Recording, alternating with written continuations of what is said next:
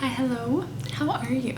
I hope you're doing well. I have slowly started pulling out my knit sweaters, even though it's a little too warm here to properly enjoy them. Just love wearing them so much. I can't wait to really get cozy and curled up on the couch, especially once the weather gets a little properly cooler and hopefully a little rainy too. It hasn't been very rainy at all, and I'm hoping in the next few months we get at least a couple rainy days.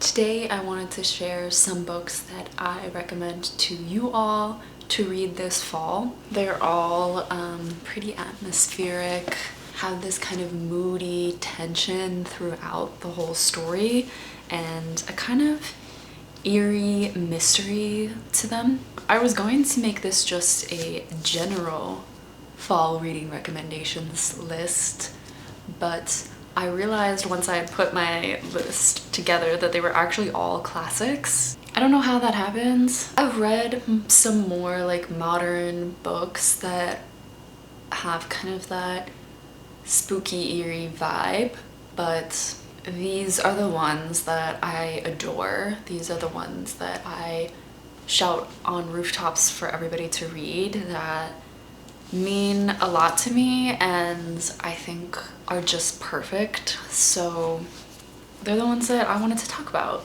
Maybe let's start with a true and proper fall classic. Probably don't need another person telling you to read Jane Eyre by Charlotte Bronte, but I will advocate for you reading it just in case you haven't picked it up yet, or maybe rereading it. I would really love to reread this one this season. Not sure that I'll get to it, but it's been a few years since I read it and it's just so beautiful. I would really love to get lost in the story again and to properly annotate it. I didn't annotate it last time. Jane Eyre is a story of a woman. She is orphaned as a child and grows up in this sad and dismal and very strict orphanage. And when she turns 18 or so, she applies to be a governess for a Mr. Rochester. Mr. Rochester is a very kind of surly and honestly a little like off-putting of a man. He has kind of bold tempers and does strange things, but Jane Eyre is kind of inevitably drawn to him and forms a deep love for him. But there's kind of an eerie, unsettling nature to the estate. There's something not quite right, and Jane Eyre is kind of shrouded in a mystery to understand who Mr. Rochester is, what's going on at the estate, fighting to find her own independence. I love Jane Eyre as a character, and I think that's one of the reasons why I love this story and this book so much. She has such an interesting and relatable dynamic to her. She's pretty reserved and quiet. She holds a lot of her emotions in, but it's very clear that she still feels super deeply, that she wants to live a full life the way that she wants it to be. And I think there's so much beauty in a heroine like that who can feel really deeply and think really strongly and have such a powerful love and caring and attention to herself, while also feeling a little trapped and a little reserved and uncertain of how to be yourself in the world, how to present who you are to the world. I love the romance between Jane Eyre and Mr. Rochester. It's unconventional and their dynamic is strange. Rochester certainly isn't a charming and elegant man. He's a little rough. The way that they connect and what they bring out within each other is beautiful to read about. Overall, the atmosphere is what really ties this novel into being so perfect. The quiet isolation of Thornfield Hall, the mystery and uncertainty around what's going on at the estates. Jane Eyre always kind of questioning things. It creates a very moody and eerie atmosphere, which pulls out the gothic elements of this novel so well. I'd highly, highly recommend this one if you haven't read it, or consider a reread if you already have. I also really like the TV series. BBC has like a limited series on the story, so it's a little bit more drawn out than the movie. And I think it really does a great job of capturing the characters and the essence of the book. Next, let's chat about The Haunting of Hill House by Shirley Jackson. This story revolves around Hill House, which is kind of famed as a supernatural haunted house. And we follow a cast of characters as they go to live in the house for a period of time and attempt to conduct kind of an experiment to see what supernatural elements arise from the house. Dr. Montague is the one who is kind of hosting this experiment, and he invites Eleanor, who is kind of the main character, as well as Theodora, and Luke, who is the heir to Hill House, to stay with him so he can see what kind of ghostly presence arises. Especially if you're coming from having watched the TV show, I think it's important to know that this book is pretty quiet and subtle in its ghost and like horror side of things. The TV show is pretty intense, and this one has just a little bit of a quieter approach to ghosts. They're a little bit more eerie than outright horrifying and scary, but there's definitely still some moments that will freak you out, or at least freaked me out when I was reading it late at night. Again, I think the atmosphere in this book is so well done, but also in quite a unique way. It has this moody and slightly unsettling atmosphere where everything feels just a little off. There's nothing like strong in your face, something scary, but something just doesn't feel right. A lot of that comes from the descriptions of Hill House in general. It has a very strange and unusual construction which builds tension and weird spaces within the house, and it leaves you kind of on the edge of your seat. Also, the characters and their kind of dynamic with one another, and how that creates and builds even more tension and confusion for you as the reader. You see most of the story through Eleanor's eyes, and so you tend to be clouded by her perspective and her feelings, and so it'll kind of have you questioning throughout the book. I think Shirley Jackson is so well done at creating spooky stories that have this element of psychological depth. You think you're looking at ghosts, but you're really looking at the characters, and it's just such a genius way of depicting thrillers. I really, really liked this one, and I am hoping to read more Shirley Jackson soon. The next one that I'll talk about is Perfume by Patrick Suskind. I believe this is a German book. It is historical fiction about, I want to say, 1700s France.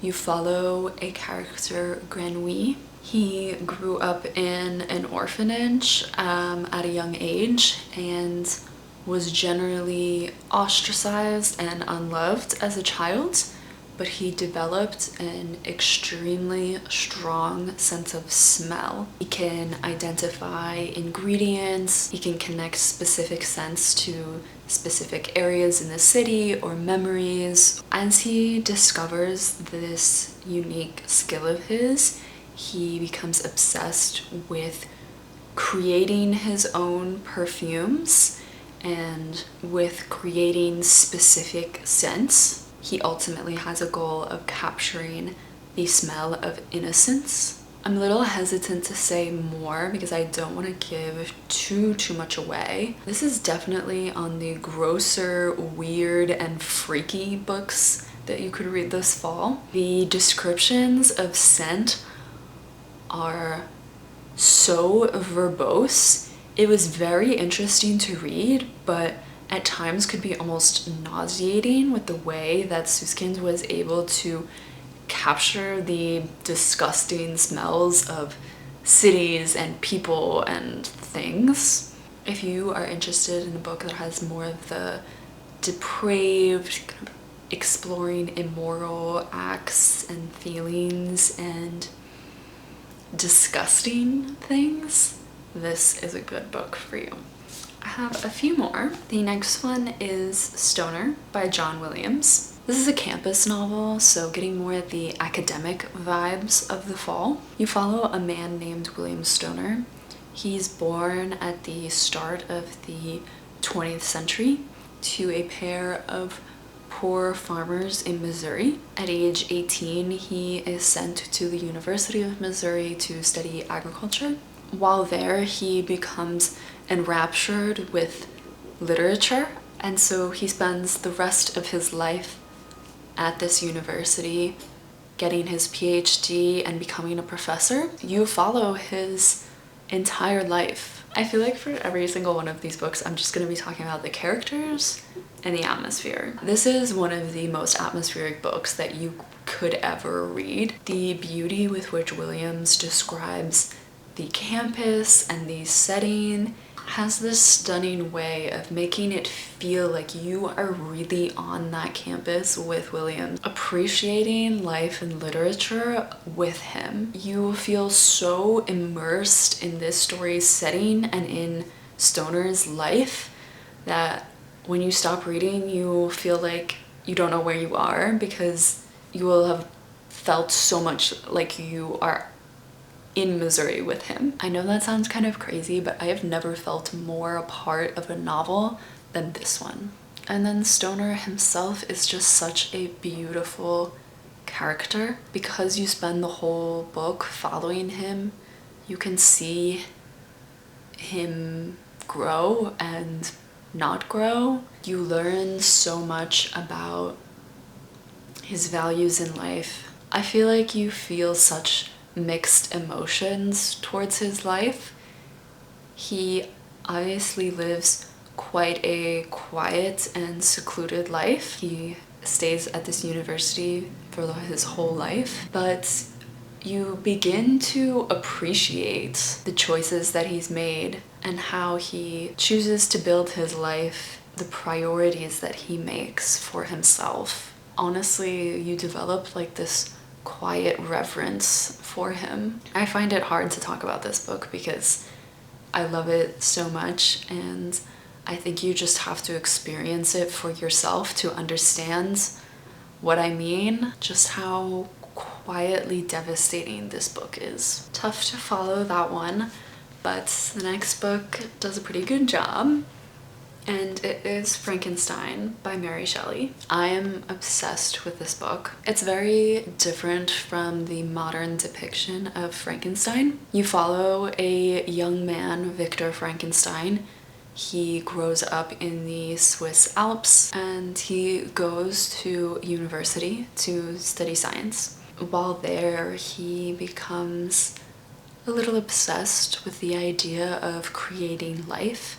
He plunders graves for body parts to create his own being. Immediately after he gives life to his creation, he realizes the horrors of his decisions and rejects his creation. And the monster is left completely abandoned, forced to learn about the world on his own. There's so many gothic elements to this story. There's so many gothic elements that work together to create an incredible story.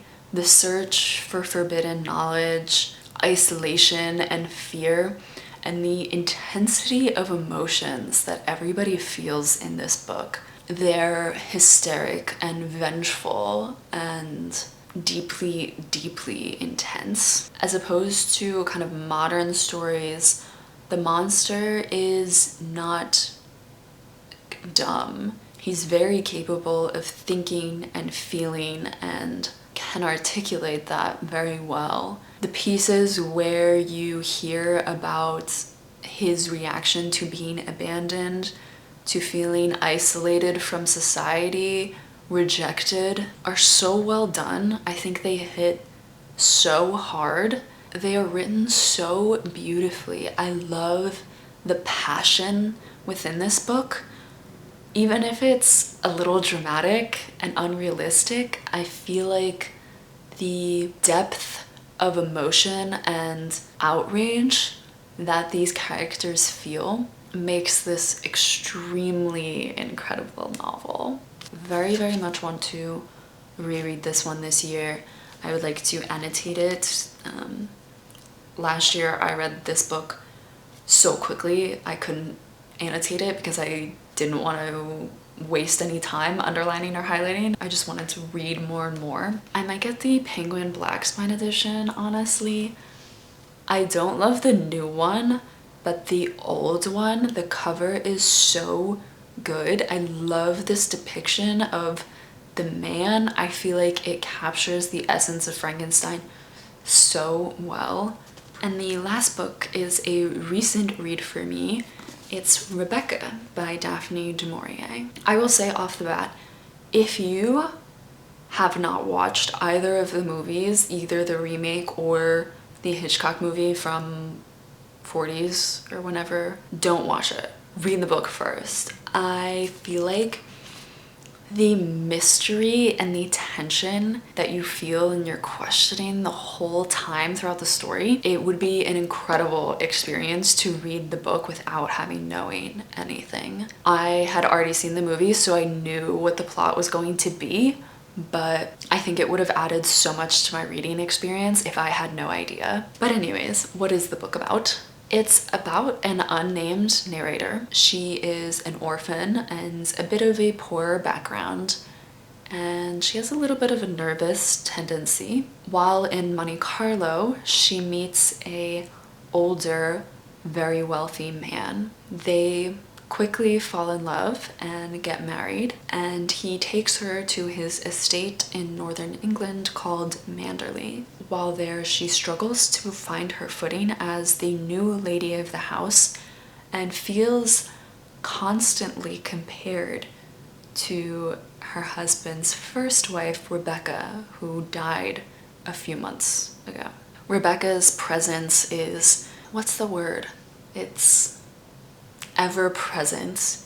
She sits so deeply in this main character's mind and has her questioning everything that she's doing. The main character she doesn't have the kind of high class background where she's used to managing big estates, and she feels very off-centered and threatened by Rebecca, and it creates this extremely interesting tension where Rebecca is not there, but she feels like she's everywhere. You really go very deep into the main character's mind. You feel her thoughts and anxieties and insecurities constantly, and you see her kind of invent these stories in her head, thinking other people are judging her for things, thinking her husband is judging her for certain things. And it's such a great depiction of anxiety. I feel like it's a very accurate description of kind of the way that you can let your mind run wild if you overthink and get too anxious about things. This is definitely another quiet and subtle novel. It's not very plot heavy. You spend a lot of time at Manderley. It's on the seaside, so there's descriptions of the sea and the beaches, the mist and the rougher elements surrounding the estate, but it creates a gorgeous setting for the novel. If you just want to sink into a story and a place and just live there for a little while, This book is perfect for that. I really highly recommend this one. Those are all the books that I wanted to share with you. I know that a lot of them are kind of typical fall reading picks, but they are so good. I truly love these books, and I couldn't recommend them more. But I'm very curious your guys' thoughts on fall reading. Do you have any that you really want to get to? Do you have any that you think I missed that are kind of perfect fall vibes? I would love to know some more. And thank you so much for watching. I will see you in the next one. Bye!